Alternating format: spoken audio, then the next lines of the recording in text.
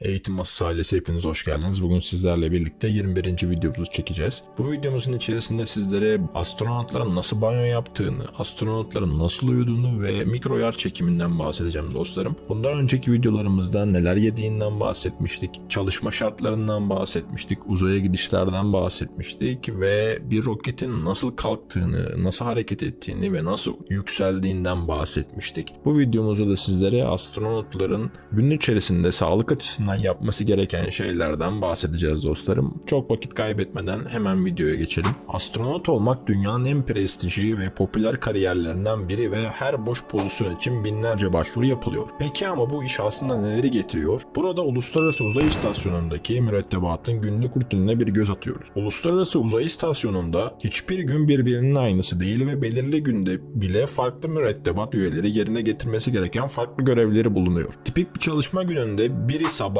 diğeri öğleden sonra olmak üzere 2 vardiya yapılır ve bu vardiyalar arasında 1 saatlik öğle yemeği molası verilir. Ana çalışma faaliyeti bir dizi bilimsel araştırmayı içerse de yapılması gereken rutin bakım işleri de vardır. Zaman zaman istasyonun dışında yapılması gereken işler oluyor ve bu da uzay elbisesi giyip uzay yürüyüşü için dışarı çıkmak anlamına geliyor. Uzay yürüyüşüyle kaçınılmaz olarak istasyonun içindeki çalışmalardan daha dikkat çekicidir. Bu nedenle insanlar bunların olduğundan daha sık gerçekleştiği izlenimine kapılabilirler. Ancak gerçekte uzay yürüyüşleri pahalı, zaman alıcı ve potansiyel olarak tehlikeli işlerdir. Bu nedenle yalnızca kesinlikle gerekli olduklarında başlatılırlar. Bu, burada odaklandığımız uzaydaki günlük yaşamın bir parçası değil. Uzay yürüyüşünü bir kenara bırakalım ve bir astronotun banyo kullanımını ve uyku düzenlerinden bahsedelim. Banyo kullanımı. Uzayda yer çekiminin olmaması nedeniyle en temel günlük işlerden bazıları çok daha zordur. Örneğin sıradan bir tuvalette atıkların her yerde yüzmek yerine olması gereken yere gitmesini sağlayan şey yer çekimidir. Uzay tuvaletleri aynı etkiyi elde etmek için elektrikli süpürge gibi emiş gücü kullanmak zorunda. Dünyadaki duşlarda suyun üzerinize akması ve sonra da üzerinizden akıp giderek dökülmesi için yer çekiminden faydalanılır. NASA bir keresinde yüksek teknolojili bir uzay duşu denemişti. Ancak kullanımı 2 saatten fazla sürmüştü. Bugün astronotlar sadece ciltlerine sıvı sabun sürüyor ve saçları için durulanmayan şampuan kullanıyorlar. Uzayda uyku. Uluslararası Uzay İstasyonu'ndaki bir mürettebat üyesinin mikro yerçekimde yüzmeden rahatça uyumalarını sağlayan sıkıca sabitlenmiş bir uyku tulumuna sahip kendi küçük kabini vardır. Buna rağmen uzayda uyumanın dünyada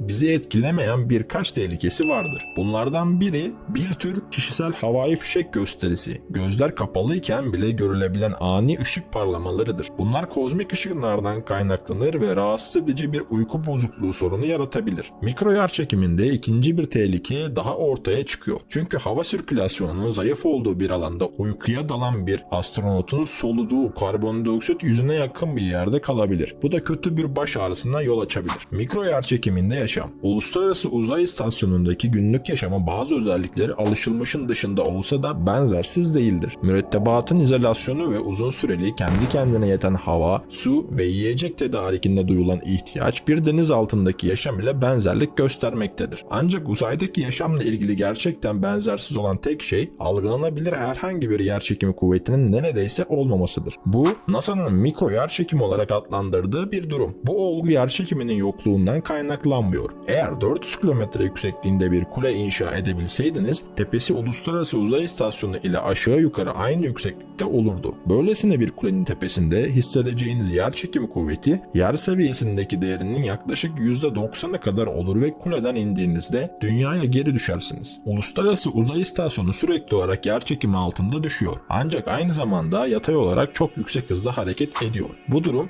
düşme etkisini onu dairesel bir yörüngede tutmaya yetecek kadar dengeler. İstasyon ve içindeki her şey aynı hareketi paylaştığı için birbirine göre ağırlıksız gibi görülebilir. Uluslararası Uzay İstasyonu'ndaki mikro yerçekimi ortamı varlığının temel nedenlerinden biridir. Zira burası mikro yerçekiminin insan sağlığından üretim süreçlerine kadar her şey üzerindeki etkilerinin ayrıntılı olarak incelenebildiği bilimsel bir laboratuvardır. Ancak mürettebatın günlük yaşamları açısından mikro yerçekimi yemek yemek, uyumak ve tuvalete gitmek gibi temel şeyleri dünyadakinden daha çok karmaşık hale getirebilir. Aynı zamanda kafa karıştırıcı da olabilir. Çünkü artık yukarı ya da aşağı diye bir şey yok. Dünyadaki eğitim simülasyonlarında durum böyle değil. Bu nedenle yeni gelenler yukarı ve aşağı yönleri avuçlarının içi gibi bilmelerine rağmen daha önce sadece diğer yönünü gördükleri bir odayı tanıyamadıkları için sık sık kayboluyorlar. Mikro yerçekiminin bir başka sonucu da nesneleri bıraktığınızda yere düşmemeleri, havada asılı kalmalarıdır. İstasyonda 6 ay geçirdikten sonra astronotlar bazen bunun dünyada olmadığını unutuyor ve sonuç olarak bir şeyleri düşürüyorlar. Uzay gıdası gereksinimleri. Uzay ortamı astronotların ne yiyebileceği konusunda bir dizi kısıtlama getirir. 1. Baskın tat. Mikro yerçekimindeki sıvı değişimleri astronotların tat alma duyularını soğuk algınlığı geçiriyormuş gibi duyarsızlaştırır. Bu yüzden çok baharatlı yiyecekleri tercih ederler. 2. Besin değeri yüksek. Sağlıklı beslenme herkes için önemli ve astronotlar da bu konuda istisna değil. 3. Kompakt. Uluslararası Uzay İstasyonu'nun içindeki alan sınırlı olduğu, ayrıca halihazırda ekipman ve yaşam alanlarıyla dolu olduğundan kompakt gıdalar çok önemlidir.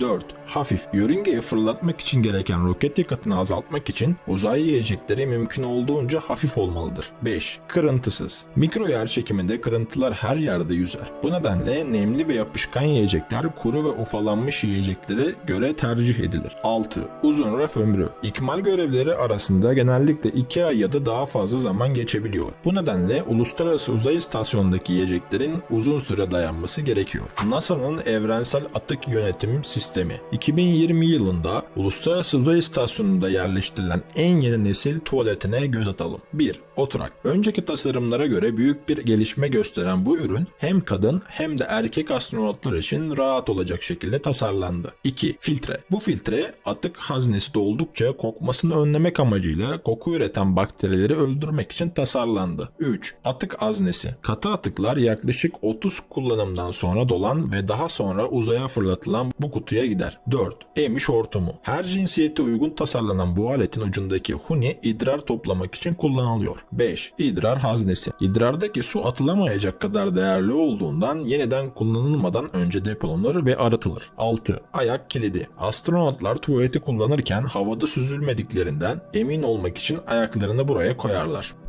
Dostlarım, bu videomuzun da sonuna geldik. Bu videomuzun içerisinde sizlere astronotun anılarından, NASA'nın evrensel atık yönetim sisteminden, astronotların nasıl uyuduğundan, astronotların nasıl banyo yaptığından ve mikro yer çekiminden bahsettim. Bu serimizin içerisinde uzayla ilgili birçok şeyden bahsettiğim için bu seriyi komple izlerseniz dostlarım uzayla ilgili gerçekten iyi bir seviyede bilgiye ulaşabileceğinizi düşünüyorum. Herkesin anlayabileceği şekilde anlatmaya çalışıyorum ki herkesin bu konuyla ilgili bir fikir olsun ve bu fikirle de genel kültür seviyesini yükseltmesini istiyorum. Umarım faydalı videolar çekiyorumdur. Umarım faydalı olmuşumdur. Bana destek olmanız için beğenmeniz, özellikle de tüm videolarımızı beğenmeniz ve abone olmanız benim için gerçekten çok önemlidir. Hepinize şu anda teşekkür ediyorum. Bir dahaki videoya gelene kadar kendinize çok çok iyi bakın. Görüşmek üzere. Eğitim Masası ailesi.